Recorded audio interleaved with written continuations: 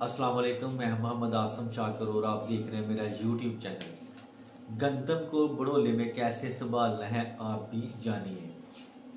अल्हम्दुलिल्लाह आजकल गंदम की कटाई का काम शुरू हो चुका है।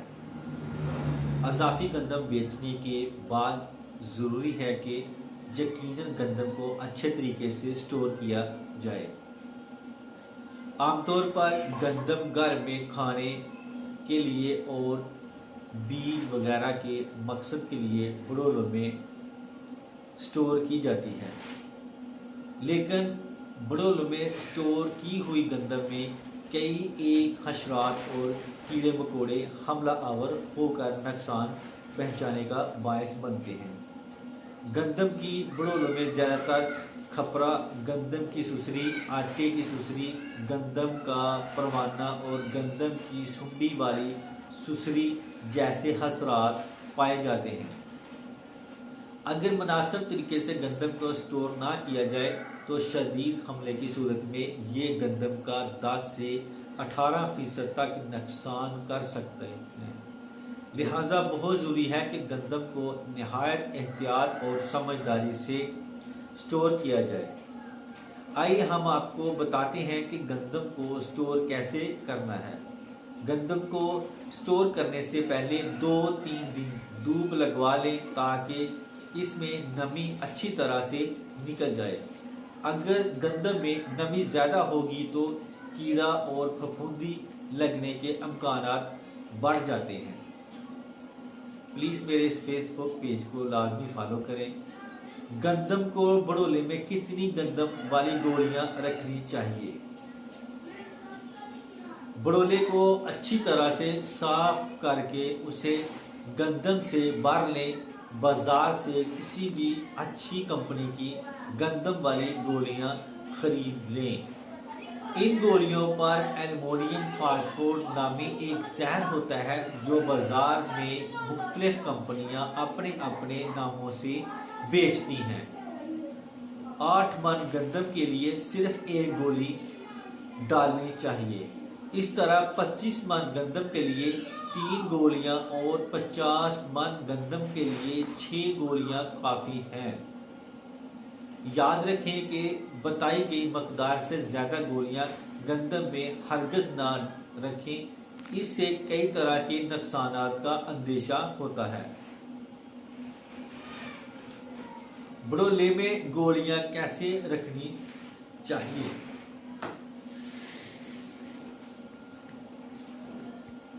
आमतौर पर काश्तकार हजरात बड़ोले में गोलियां रखते हुए उन्हें कपड़े की पोटली में बांध लेते हैं।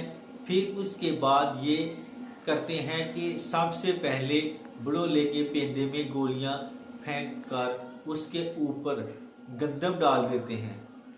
फिर मज़ीद गोलियां डालकर ऊपर गंदम डाल दी जाती है और आखिर में जो बड़ोला भर जाता है तो फिर गोलियां गंदम के ऊपर फेंक कर उन्हें दानों में डुबा देते हैं। वाज़ेह रहे कि ये तरीका दुरुस्त नहीं है।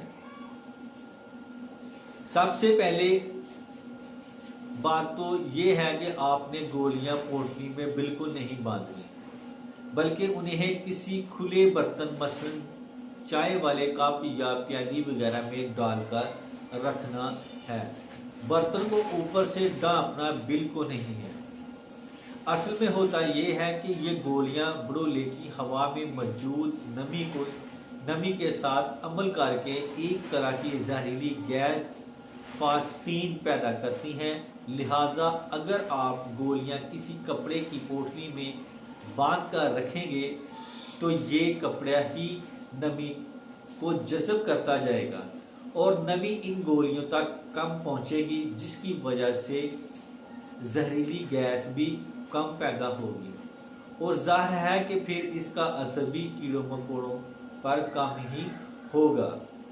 लिहाजा गोलियां बगैर पोटली में बांधे खुले बर्तन में रखनी चाहिए। दूसरी बात यह है कि अगर आपको ये गोलियां गंदम के दानों में डुबाने की ज़रूरत नहीं है, बल्कि गोलियां बर्तन में डालकर बर्तन को दानों के ऊपर ही रख दें हो सकता है कि आपके जहन में ये बात आ रही हो, इस तरह गोलियां को असर 10-12 फुट नीचे पड़ी हुई गंदम तक कैसे पहुंचेगा। इस सिलसिले में गुजारिश ये है कि इन गोलियों से निकलने वाली जहरीली गैस अपने चारों तरफ 15-15 फुट तक गंदम में जज़ब होकर कीड़ों का खात्मा करने की सलाहियत रखती है। गंदम वाली एक गोली 3 ग्राम की होती है, जिसमें से 1 ग्राम जहरीली गैस निकलती है। इस गैस में गंदम के अंदर जज़ब होने की ज़बरदस्त सलाहियत होती है, इसलिए आपको इस हवाले से फिक्रमंद होने की ज़रूरत नहीं है कि गोलियों का असर नीचे तक नहीं जाएगा। एक और बात ज़हन में रखें कि जब आप गोलियां किसी बर्तन में रखेंगे तो गोलियों से गैस निकलने के बाद जो पीछे गोलियों की राख वगैरह बच जाती है वो आप बर्तन समेत उठाकर बाहर फेंक सकते हैं, लेकिन पोटली में बंधी हुई गोलियों की कुछ ना कुछ राख गंदम के दानों में मिक्स हो सकती है। जाहिर है जहरीले मादे की राख सेहत के लिए फायदेमंद तो नहीं हो सकती। बड़ोले को हवा बंद करना क्यों जरूरी है? प्लीज़ मेरे इस YouTube चैनल को और फेसबुक पेज को लाजमी फॉलो करें, सब्सक्राइब करें। जैसे कि आपको पहले बताया जा चुका है कि गंदम की गोलियां हवा में मौजूद नमी के साथ मिलकर फास्फीन नामी एक इंतहाई जहरीली गैस पैदा करती हैं, जिससे सारे का सारा बड़ोले भर जाता है। बड़ोले में मौजूद कीड़े पतंगे जब इसी जहरीली गैस में सांस लेते हैं तो सांस के जरिए ये गैस उनके खून में शामिल होकर उन्हें जान से मार देती है। लिहाजा जरूरी है कि ये गैस कम अज कम 2 हफ्ते तक बड़ोले में मौजूद रहे।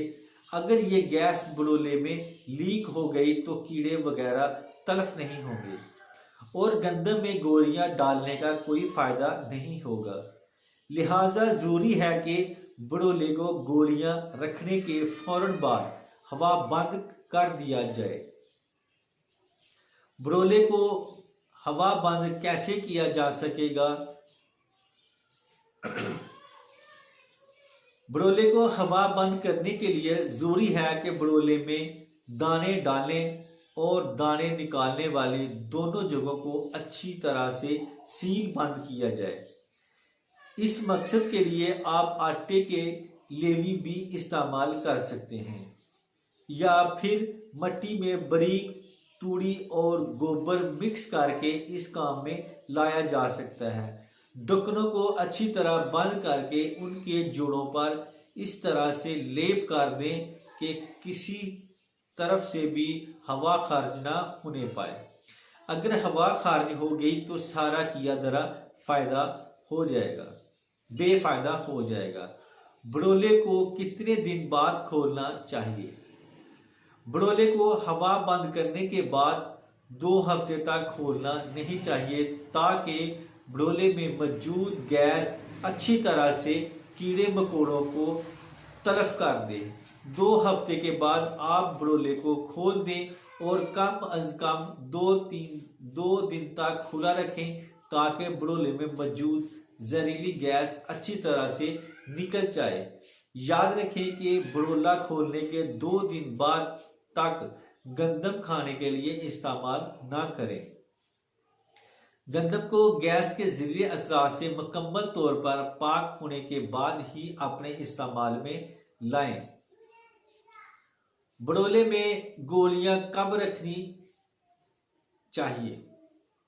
आमतौर पर हमारे काश्तकार जब अप्रैल मई के महीनों में बड़ोले भरते हैं तो इस वक्त बड़ोलों में गंदम की गोलियां रख कर समझ लेते हैं कि अब हमारी गंदम पूरे साल के लिए हशरात वगैरह से महफूज हो गई है।